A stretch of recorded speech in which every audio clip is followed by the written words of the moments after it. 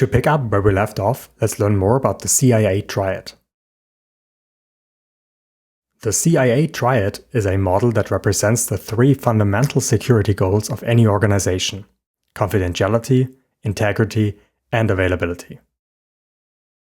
Let's have a look at confidentiality first. Confidentiality is the property that information is not made available or disclosed to unauthorized individuals, entities, or processes. Let me explain you this concept by using a simple example centered around Alice and Bob.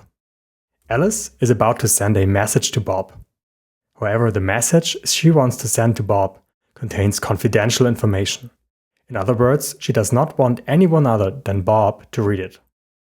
Now imagine a third person somehow gaining access to the message after it has been sent. If the attacker manages to do so, he is able to read the content of this message, and therefore the message is no longer confidential. This is what we call a violation of the confidentiality security objective and can have serious consequences depending on the nature and the content of this message. So, information security is about ensuring that information is not made available or disclosed to unauthorized entities. The second security objective is integrity. Integrity is the property of accuracy and completeness. Don't worry, this may sound complicated, but it's not. Again, let's assume Alice wants to send another message to Bob. Just like before, an attacker is able to gain access to the message. We already know that this is a violation of confidentiality.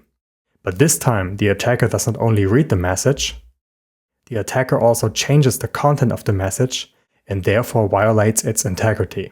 Bob will not receive the initial message of Alice. Instead, he receives an altered message without even knowing so. The initial message is no longer accurate or complete. Last but not least, availability as the third security objective is the property of being accessible and usable on demand by an authorized entity.